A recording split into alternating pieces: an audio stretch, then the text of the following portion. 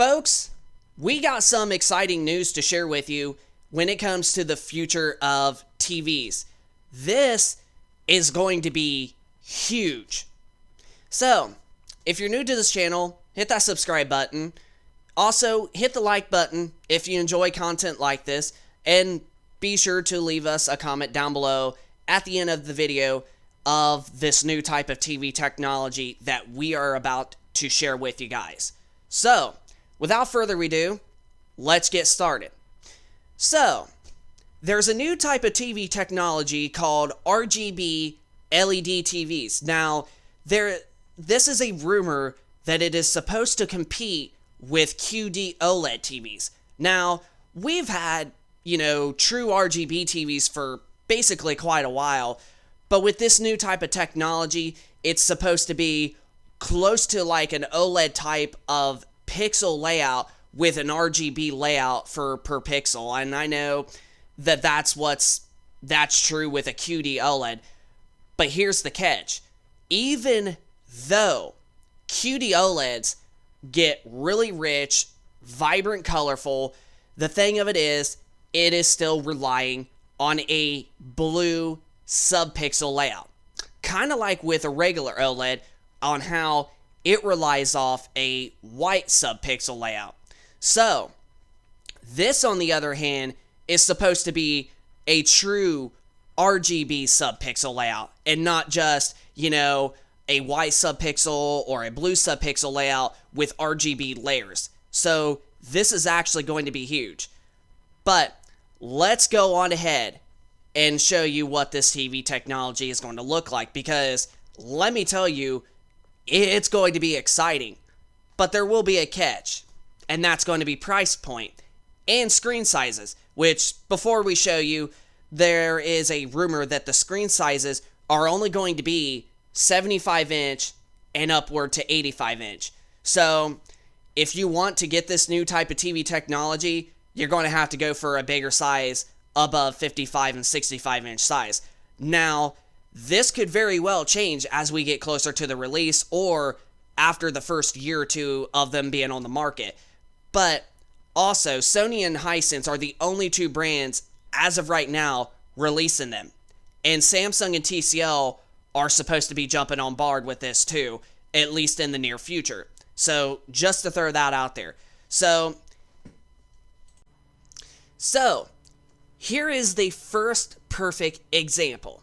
So if you look at this picture right here, this side right here is from a regular Sony full array / mini LED TV, and as you can see, it still looks pretty darn good for the most part. I mean, the red on the bottom part of this bridge still looks pretty darn red.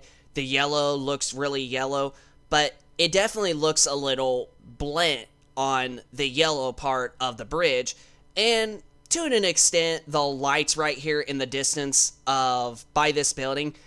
But we move over here, things just got a whole lot better. Like, you can just see how much red that this freaking bottom part of the bridge has. The yellow looks a lot more realistic, and the lights just look more realistic as well, especially looking at the tiny light bulbs in the distance. So this is a perfect example comparing to a current Sony LED, mini LED TV to this new RGB LED TV.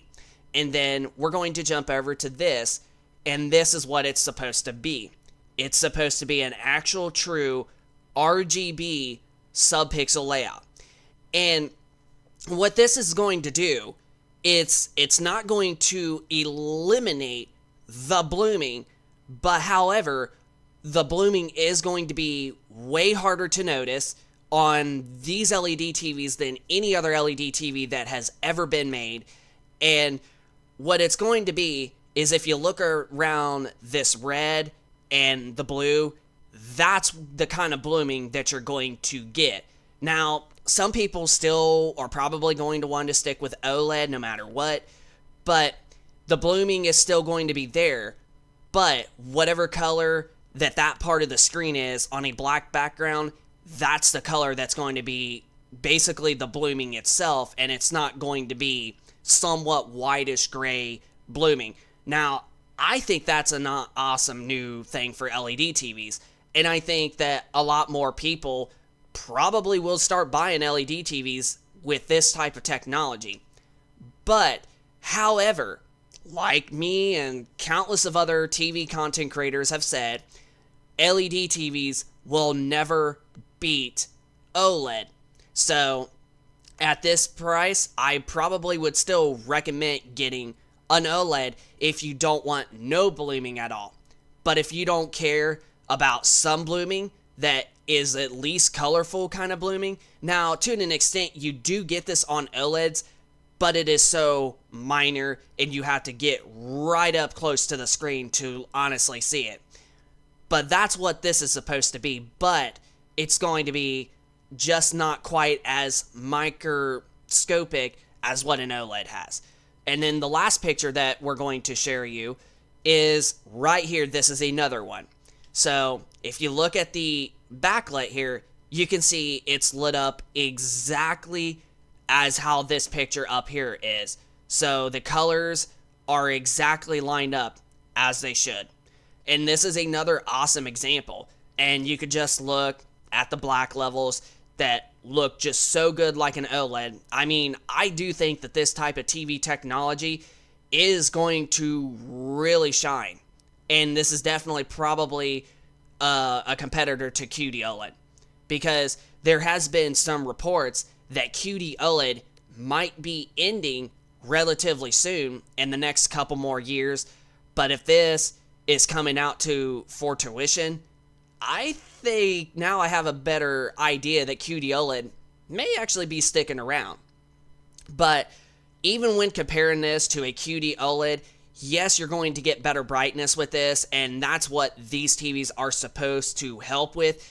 And they're supposed to have 95% of, 2020, Rec 2020 color space, and technically 100% DCI-P3 color space. And with the brightness capabilities, because if you got to think, once you go to a full screen on an OLED type of TV, it does start to dim. Even with a QD OLED panel, as much more brighter as it is compared to a regular OLED, they still get really, really dim. And bright scenes, when you're looking up at bright spots, it'll start getting dim. Or if you have pretty much just like a full screen white or full screen color, it will eventually just start to dim. That's another thing what these are supposed to help with, keeping that brightness while maintaining those nice bright colors that a QD OLED has to offer. So I am definitely pleasantly excited to see what this new type of TV technology brings to the table. But there is a catch with this type of TV, especially coming from Sony. It's probably going to be pretty darn pricey. It's going to cost you a nice, good, pretty penny. So if you are excited for this, your best bet is probably to wait either later towards the end of the next year of after this model comes out, or this type of TV, however, before Sony, Hisense, Samsung, TCL, whatever brands that are going to be bringing it. Your best choice is to probably wait until the next new TVs are getting ready to release, when these ones are going to be way cheaper than at launch. So I do suspect that these are going to be pretty darn pricey because of them being a new type of technology that's going to compete with OLED altogether, QD OLED, and just give you that nice brightness and not lose any saturation whatsoever. But that's probably where QD OLED is going to come in. And honestly, this is what it's going to make QD OLED probably sell more, because it's probably going to be slightly cheaper than this. Now, this is just me speculating at the moment right now. I do think these are going to cost a good penny, but QD OLED, I do have a good feeling maybe just a slightly good bit cheaper than this new type of technology, because this new technology is going to be super, super great. But it may not. And, if Sony, or I should say Hisense or TCL, makes one like this and you could get a 65-inch size for at least less than $2,000, I personally might actually pick one up and get on a leasing for it. Honestly, I'm pretty excited to see what this new type of technology is, and I did not expect anything to be QD-OLED, but this, however, this might actually beat QD-OLED to the punch, and this is going to be an LED TV. But, like I said, it still won't be as perfect as a QD-OLED without any blooming whatsoever. You still are going to get the best, cleanest picture on an OLED. But we'll have to see what this new type of TV technology does when it gets brought to our stores. I know I kind of messed up there. But yeah, I did not expect this until the last couple days after watching some content creators talk about it. And now we had to talk about this new TV technology because honestly, I'm really excited to see what it brings. But we'll just have to wait and see on which brands are going to bring it.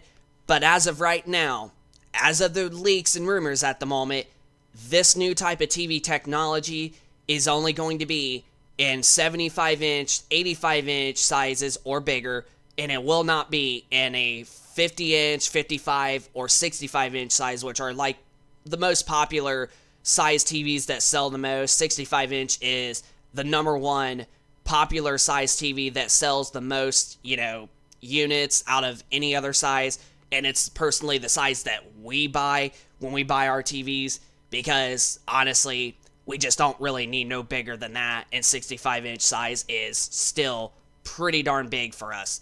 So, at that point, yeah, we'll just have to wait and see. But as of right now, this is only a rumor, so take it with a grain of salt at the moment. But it is rumor that this new TV technology is legitimately only supposed to be in a 75-inch size or bigger. So, without further ado, that's going to pretty much wrap it up for this video.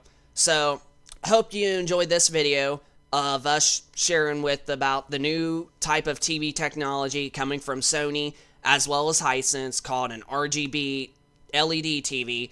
Let us know in the comment section down below if you are excited to see what this new type of TV technology brings to the table when it gets delivered here in the US. So, without further ado, this is Tech and Gaming Reviews.